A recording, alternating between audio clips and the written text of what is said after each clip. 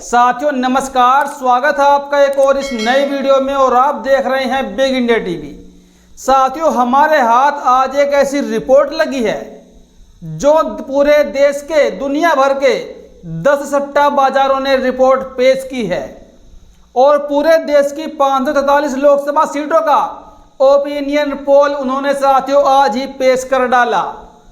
4 जून को क्या नतीजे आने वाले हैं, सबने अलग अलग अपना आंकड़ा जारी कर दिया।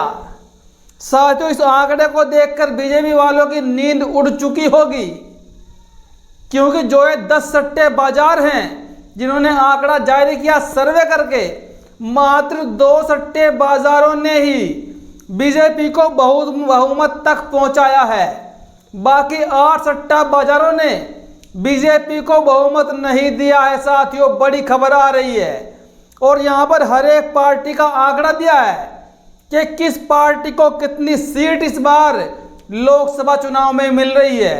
साथियों आपको बीजेपी से लेकर बसपा तक, कांग्रेस से लेकर समाजवादी पार्टी तक एक एक के बारे में बताऊंगा कि आखिरकार इस बार इनको कितनी सीटें मिली है और बीजेपी कितनी बुरी तरीके से इस बार देश में लोकसभा का चुनाव हार रही है। साथियों बने रहिएगा इस वीडियो में एंड तक, ताकि आपको पूरी खबर पता चल सके और बीजेपी आज कहां खड़ी है अपने पैरों पर, वो भी आपको साफ साफ दिख जाएगा। सबसे पहले मैं आपको उनके नाम बता रहा हूं कि देश में कौन कौन से सट्टा बाजार चलते हैं जो सर्वे भी करते हैं। सुनिए साथियों, सबसे पहले नंबर पर है फलोदी सट्टा बाजार, जो कि राजस्थान का सट्टा बाजार है, यह भी आंकड़े जारी करता है। दूसरे नंबर पर है पालनपुर सट्टा बाजार, इन्होंने भी आंकड़े जारी कर दिए। तीसरा है करनाल सट्टा बाजार, इन्होंने भी आंकड़े जारी कर दिए। चौथा है बोहरी सट्टा बाजार, इनके भी आंकड़े सामने आ गए। पांचवा है बेलगाम सट्टा बाजार, इन्होंने भी बीजेपी को चौंका दिया। छठा है कोलकाता सट्टा बाजार, इनके भी आंकड़े सामने आ गए।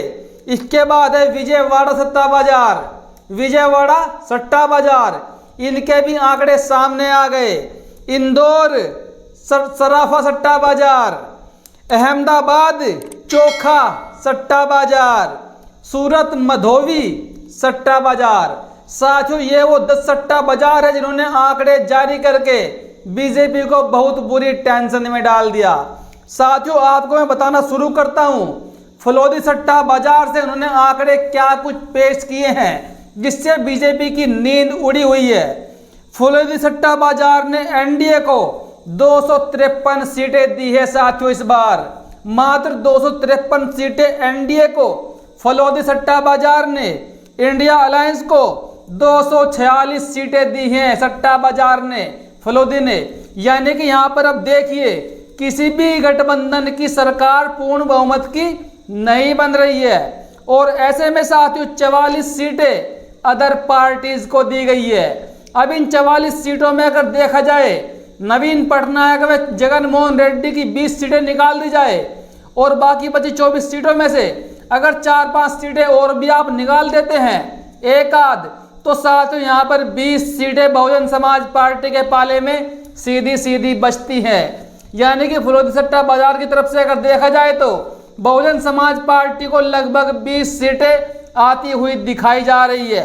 इसके बाद बात करते हैं पालनपुर सट्टा बाजार की। पालनपुर सट्टा बाजार ने बीजेपी को, पूरे एनडीए को 247 लोकसभा की सीटें दी है और यहाँ पर इंडिया अलायंस को मात्र 225 सीटों में ही निपटा दिया। और यहाँ पर जो अदर सीटें बचती है वो होती है 71 यानी कि 71 सीटें। और अगर इन 71 सीटों में से भी नवीन पटनायक व जगनमोहन रेड्डी की सीटें निकाल दी जाए तो यहाँ पर बचती है साथियों 51 सीटें अदर को। अगर इन 51 में से आप 20 सीटें भी औरों की निकाल देंगे, 15 निकाल देंगे, तो यहाँ पर बहुजन समाज पार्टी को साथियों लगभग 30 से 35 सीटें आराम से आती हुई दिखाई दे रही है। बड़ी अपडेट है साथियों। इसके बाद बात करते हैं करनाल सट्टा बाजार की। करनाल सट्टा बाजार ने बीजेपी को, एनडीए को 263 लोकसभा की सीटें दी है और यहाँ पर इंडिया अलायंस को करनाल सट्टा बाजार की तरफ से 231 लोकसभा की सीटें दी गई है और यहाँ पर सीटें बचती है 49, 50 ही मान लीजिए आप। और अगर 50 में से आप नवीन पटनायक व जगनमोहन रेड्डी की सीटें निकाल दे तो यहाँ पर 25 से 30 सीटें बीएसपी के पाले में बचती है। साथियों, मैं ये सीटें क्यों निकाल रहा हूँ नवीन पटनायक व जगनमोहन रेड्डी की? क्योंकि साथियों उनके जो राज्य है, नवीन पटनायक जी का उड़ीसा हो गया, जगनमोहन रेड्डी का आंध्र प्रदेश हो गया। उन दोनों की 20 सीटें साथियों फिक्स हैं, आनी ही आनी है। प्रत्येक सर्वे, प्रत्येक आंकड़े में उनकी 20 सीटें दिखाई गई, इसलिए उनकी सीटें हम माइनस करके यहाँ पर साथियों बीएसपी की सीटें आपको दिखा रही हैं। बाकी 2-4 क्षेत्रीय जो निर्दलीय होंगे उनको सीटें मिल जाएगी, लेकिन बाकी साथियों राष्ट्रीय पार्टी बीएसपी की सीटें यहाँ पर बचती हुई दिखाई दे रही है। आगे बात करते हैं बोहरी सट्टा बाजार की। बोहरी सट्टा बाजार ने यहाँ पर एनडीए को 255 सीटों में ही निपटा दिया, बहुमत से काफी दूर है। और यहाँ पर इंडिया अलायंस को मात्र 215 सीटें दी हैं, 212 सीटें दी है इंडिया अलायंस को। तो ऐसे में यहाँ पर साथियों सीटें बचती है 76 सीटें। अगर यहाँ पर आप नवीन पटनायक व जगनमोहन रेड्डी की 20-22 सीटें निकाल देते हैं तो लगभग साथियों यहाँ पर बचती हैं 56 सीटें। और इन 56 सीटों में से अगर आप बाकी क्षेत्रीय दल है जो निर्दलीय हैं उनकी अगर यहाँ पर आप 30 सीटें भी निकाल देते हैं, 25 भी निकाल दे तो भी साथियों 25 से 20 सीटें बीएसपी के पाले में आराम से आती हुई दिखाई दे रही है। इसके बाद बात करते हैं बेलगाम सट्टा बाजार की। बेलगाम सट्टा बाजार ने यहाँ पर 265 एनडीए को सीटें दी हैं, 265, और 230 सीटें इंडिया वाले अलायंस को यहाँ पर दी है बेलगाम सट्टा बाजार ने। और ऐसे में बराबर सीटें बचती हैं, बाकी के पास 48 सीटें यानी कि 48 सीटें। अगर 48 में से आप 20 माइनस कर देंगे नवीन पटनायक व जगनमोहन रेड्डी की तो यहाँ पर साथियों 28 सीटें बचती हैं। अगर 28 में से आप 8 भी माइनस कर देंगे निर्दलीय प्रत्याशियों की तो सीधे 20 सीटें बचती हैं साथियों बहुजन समाज पार्टी के पाले में। आगे बात करते हैं कोलकाता सट्टा बाजार की। कोलकाता सट्टा बाजार ने एनडीए को 261 लोकसभा की सीटें दी हैं और यहाँ पर इंडिया अलायंस को 228 लोकसभा की सीटें दी हैं। और यहाँ पर बाकी सीटें बचती हैं इनसे अलग 54 यानी कि 54 लोकसभा की सीटें। अगर इनमें से आप 20 माइनस भी करते हैं तो भी 34 यानी कि 34 लोकसभा की सीटें बचती हैं। 34 में से आप 8-10 भी माइनस कर देंगे तो भी 20 से 22 से 24 सीटें बीएसपी के पाले में साथियों आराम से आती हुई दिखाई दे रही है। इसके बाद बात करते हैं विजयवाड़ा सट्टा बाजार की। विजयवाड़ा सट्टा बाजार ने यहाँ पर एनडीए को 251 लोकसभा की सीटें दी हैं और 237 यहाँ पर इंडिया वाले अलायंस को लोकसभा की सीटें दी हैं। ऐसे में 55 सीटें बचती हैं यहाँ पर अदर के लिए। तो अदर में से अगर आप 20 सीटें आंध्र के जगनमोहन रेड्डी, उड़ीसा के नवीन पटनायक की निकाल दे तो भी साथ यहाँ पर 35 सीटें बचती है बीएसपी के लिए। उनमें से आप 10 भी माइनस कर देंगे निर्दलीय प्रत्याशियों की तो 25 सीटें बीएसपी के पाले में साथियों आती हुई हर आंकड़े के हिसाब से दिख रही है। इसके बाद बात करते हैं इंदौर सट्टा बाजार की, जो इंदौर सराफा के नाम से चलता है। इस सट्टा बाजार ने बीजेपी को साथियों बहुमत दे दिया। 283 लोकसभा की सीटें इंदौर सराफा सट्टा बाजार ने एनडीए को दे दिया और मात्र 180 यहाँ पर इंडिया वाले अलायंस को दे दी। और यहाँ पर अदर के लिए 80 लोकसभा की सीटें इन्होंने छोड़ दी है, उनको दे दी है। अगर यहाँ से 20-22 आप निकाल दें नवीन पटनायक और जगनमोहन रेड्डी की तो यहाँ पर भी साथियों लगभग 60 सीटें बचती हैं बाकी के लिए। और अगर इन 60 में से आप 30 भी माइनस कर देते हैं तो भी साथियों 25 से 30 सीटें बहुजन समाज पार्टी को एक तरफा निकलती हुई आती हैं इंदौर सट्टा बाजार की तरफ से। इसके बाद बात करते हैं अहमदाबाद सट्टा बाजार की।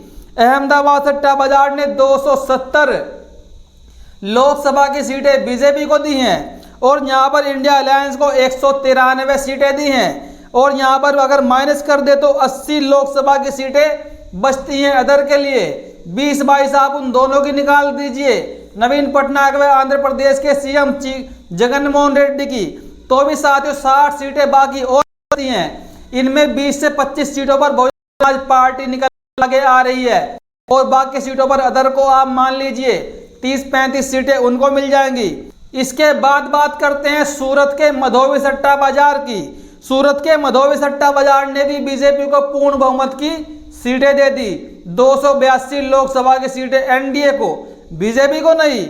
और यहाँ पर इंडिया अलायंस को 186 लोकसभा की सीटें यहाँ पर इंडिया को दे दी। और यहाँ पर अगर बात करें बचती हैं 75 लोकसभा की सीटें। 20 सीटें अगर आप दोनों की निकाल दे, 25 भी निकाल दे, तब भी साथियों अदर में 60 सीटें बचती हैं। तो उन 60 सीटों में से अगर 20-25 भी बीएसपी के पाले में आती है तो ये बहुत बड़ा एक आंकड़ा होगा। साथ ही यहाँ पे मैंने आपको 10 सट्टा बाजार बताए, 10 में से 2 सट्टा बाजारों ने बीजेपी को बहुमत दे दिया, एनडीए को बहुमत दे दिया। और अगर 8 की बात करें तो 8 में से किसी ने भी एनडीए को बहुमत नहीं दिया। और इंडिया वाला गठबंधन तो बहुमत से बहुत कोसों दूर है।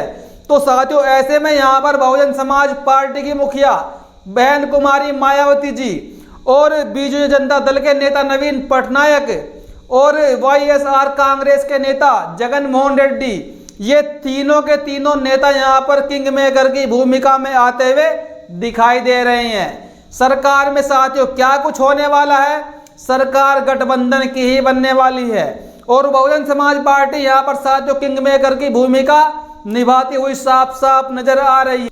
जो लोग बीएसपी को लगातार जीरो दिखा रहे थे, आज सट्टा बाजार के आने से सबकी आंखें खुल गई साथियों, सबकी आंखें चौड़ी हो गई होंगी। और खासकर इंडिया अलायंस, जिसने बहन कुमारी मायावती जी का मरते दम तक विरोध किया कि गठबंधन में नहीं लेंगे, उनकी साथियों बहुमत की सरकार कहीं पर भी बनती हुई नहीं दिखाई दे रही। एक भी सर्वे में, एक भी आंकड़े में इंडिया गठबंधन को बहुमत मिलता हुआ नहीं दिखा रहा। तो ऐसे में जहां इंडिया की सांसें फूल रही है तो वहीं पर साथियों बीजेपी की भी सांसें फूल रही है। 4 जून को क्या होने वाला है, एक तरफ मोदी जी कैमरा सेटअप लेके मंदिर में चले गए मेडिटेशन करने के लिए, अपने साथ में 30 जवानों को ले गए और साथियों वहां पर कम से कम 4-5 कैमरा मैन ले गए, तब जाकर नए नए तरीके से फोटो शूट करवा के मेडिटेशन करते हुए पोस्ट को शेयर करते जा रही हैं। क्या यह तरीका भी कोई होता है मेडिटेशन करने का कि आप अपने साथ में 20-30 कैमरे ले जाइए, 30 जवानों को ले जाइए, तब आप मेडिटेशन करेंगे? मेडिटेशन तो अपने शरीर की शुद्धि के लिए लोग करते हैं, लेकिन यहाँ पर मोदी जी मेडिटेशन दिखावे के लिए करते हैं। मोदी जी चाहते हैं कि मैं हर समय जनता के दिमाग में बैठा रहूं, चाहे लोग मुझ पर गलत ही टिप्पणी करें, लेकिन मेरी नाम जनता की जुबान पर लगा रहे। तो साथियों ऐसे में यहाँ पर बीएसपी किंग मेकर की भूमिका निभाती हुई साफ साफ आपको 4 जून के बाद नजर आने वाली है। और बहुत बड़ा खेला पूरे देश में होने वाला है। साथियों आपको ये सट्टा बाजार की रिपोर्ट कैसी लगी, क्या आप इस पर भरोसा करते हैं? अपनी राय जरूर दीजिएगा। धन्यवाद।